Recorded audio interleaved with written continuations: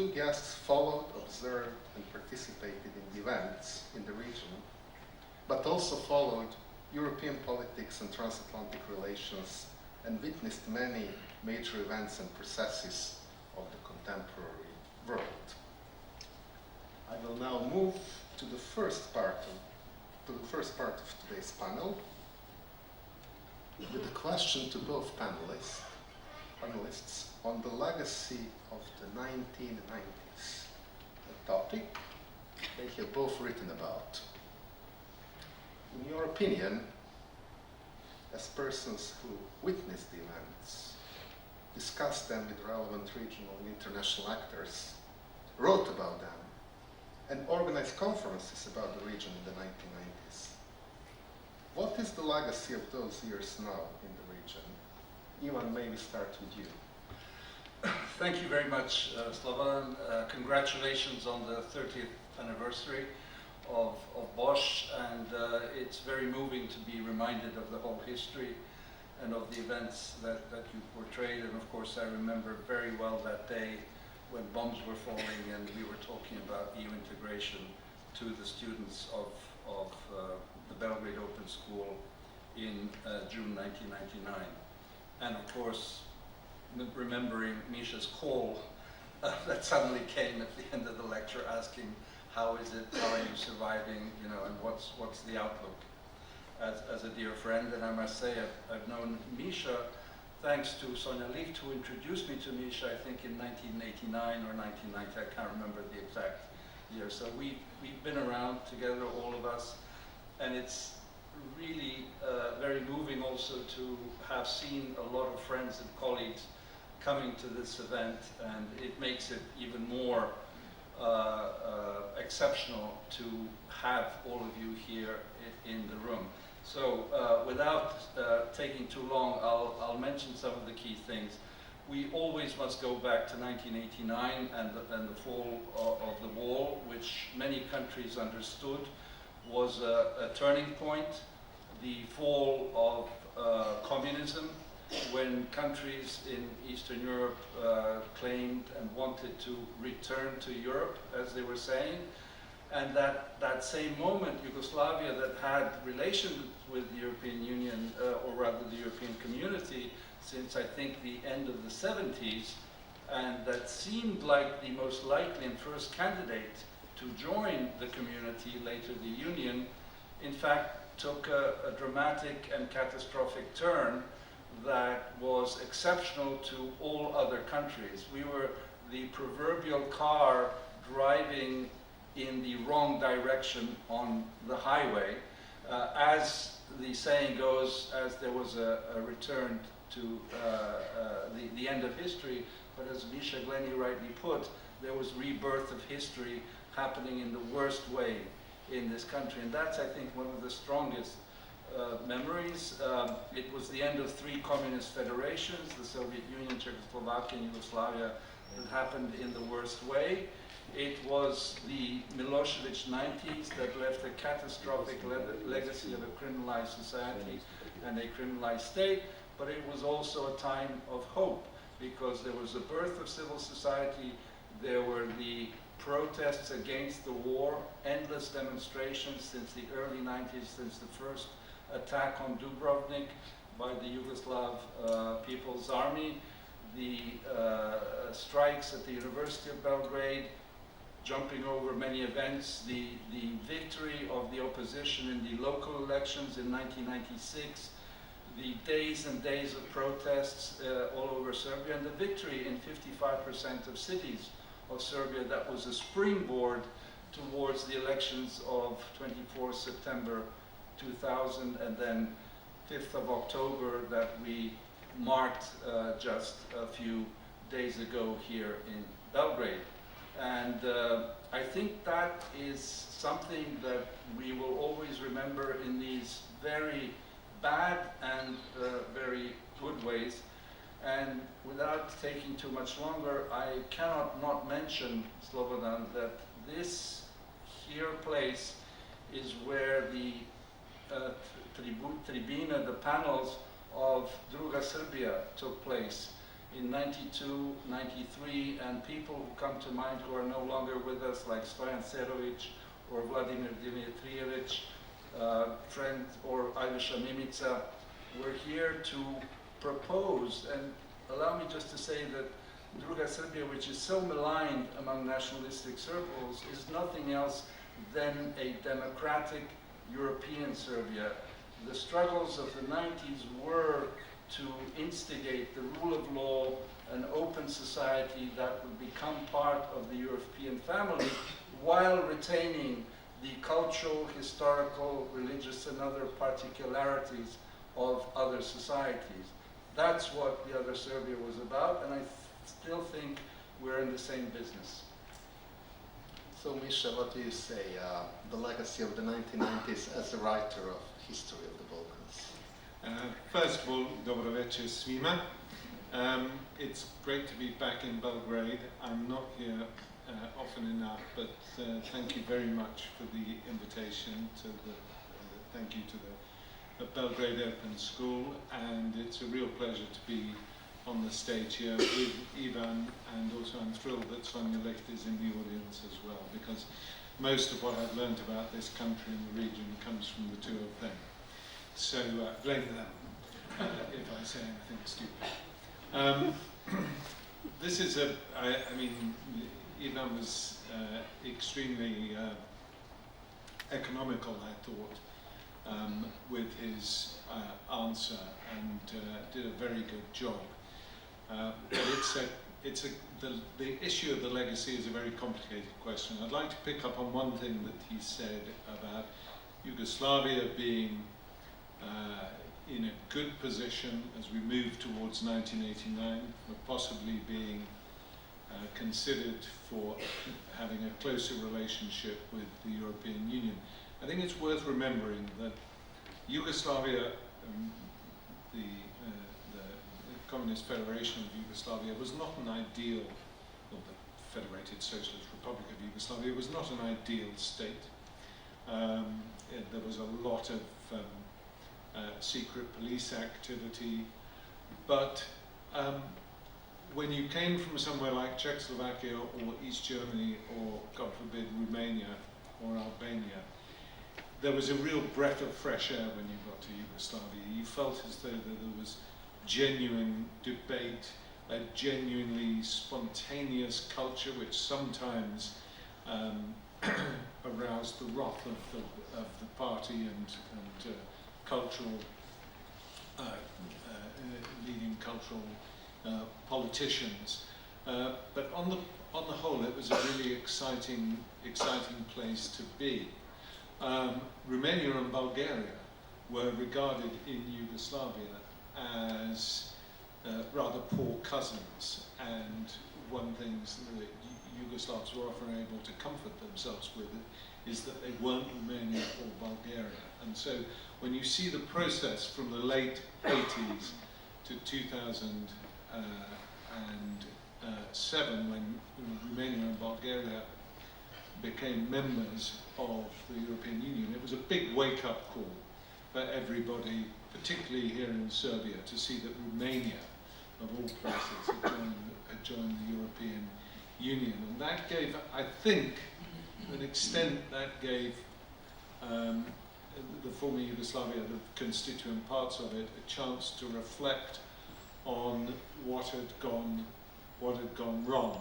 I think it's also important to remember that at the time that Yugoslavia was beginning to feel the strains and stresses of the end of communism and its dissolution into violence, there was a comparable situation in Transylvania.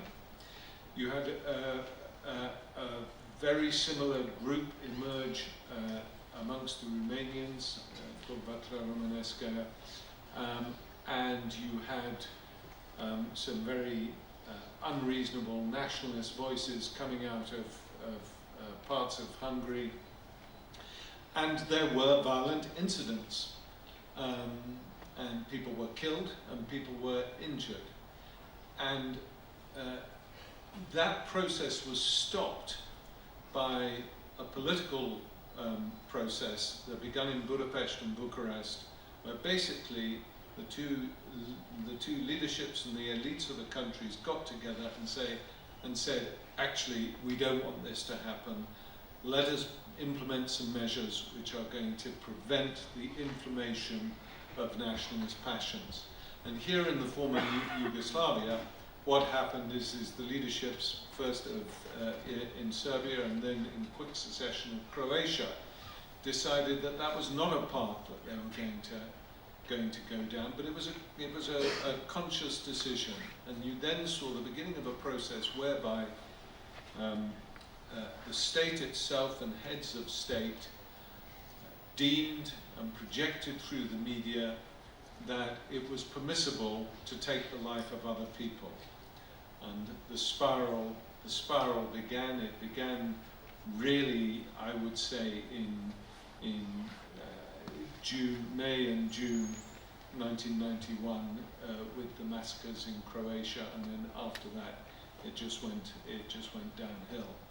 Now, I and others tried to counter the narrative that was happening at the time during the wars, that this was about ancient ethnic hatreds, because that simply didn't stand up to scrutiny. Serbs, Croats, Bosniaks, Albanians, Macedonians, Slovenes have all got on tolerably well in various parts of their history. So what was really going on here? For me, what this was about was the dissolution of a state, and its assets were up for grabs. And you saw leaders use the nationalist narrative in order to grab hold of state assets and privatize them. And they mobilized organized crime in order to do that. They mobilized corrupt networks. They mobilized the intelligence services.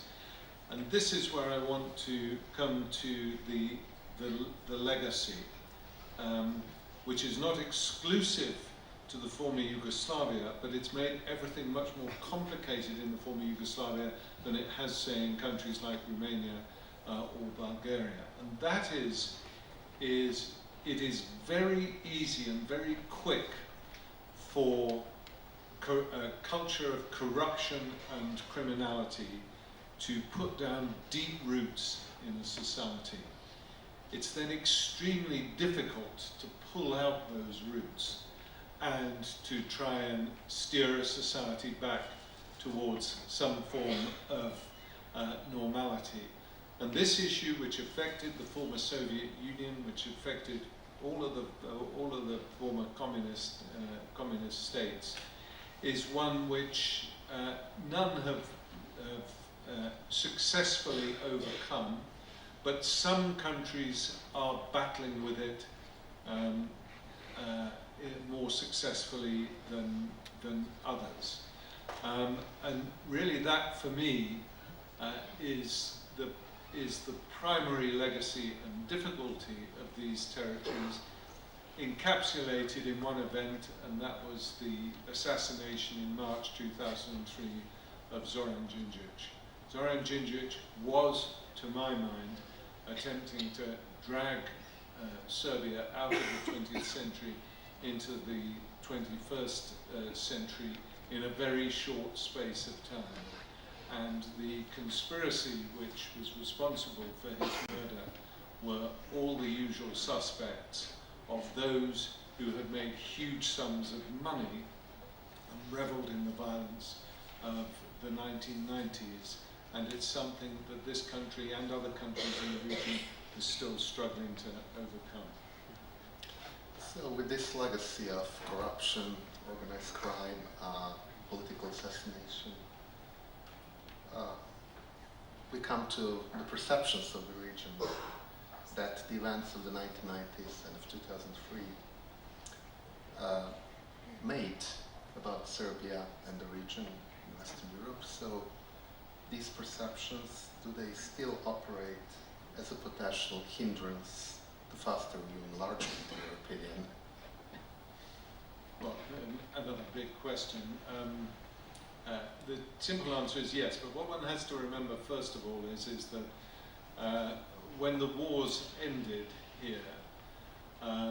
By this time, diplomats, journalists, the general public, business people were fed up with those, I'm talking about people from outside the region. Obviously it was axiomatic that inside the region everyone was fed up, but outside the region were fed up with the constant flow of bad news out of southeastern Europe, and everyone was hugely relieved. First when Dayton came along, and then when 1244 brought the Kosovo War to, well, armistice, and then to a sort of a conclusion. And interestingly enough, even when things threatened to explode in Macedonia fairly soon after this, there was not much interest in the media at the time. So what happens is that Western interest in particular basically emigrated out of southeastern Europe, and 2001 happened, and so September 2001 with the downing of the Twin Towers, and so everyone's perception of what was a threat to the world changed, and all of a sudden individual terrorism became the #1 problem. Now, in the meanwhile, the societies here in southeastern Europe were stewing in the residual juices of war and social collapse. And although there was a certain engagement on the part of the European Union, culminating in 2003 in the Salonika Declaration of promising European Union membership, certainly all media organizations pulled out of the former Yugoslavia, weren't interested, and there were a huge number of post-conflict problems facing this area, not the least of which was the constitutional ambiguity, because there were a whole series of constitutional resolutions to the conflict here, varying from territory to territory based on different principles, interestingly enough. And so there was little attention paid to the real challenges that this region faced after the conflict. And on one level I understand that, because I'm a journalist. One tends to follow where the events are happening. But there was a huge sigh of relief, and I think that translated itself into real neglect of the region, and we're still suffering from that at the moment. On balance, it was a good thing that Croatia made it into the European Union just as the doors were closing, although I always maintain that for the stability of the region, having Serbia and Croatia in the European Union would be a much more optimal solution, because it balances the tension in the region. And after Serbia, were Serbia to become a member, I think that Bosnia would follow fairly quickly.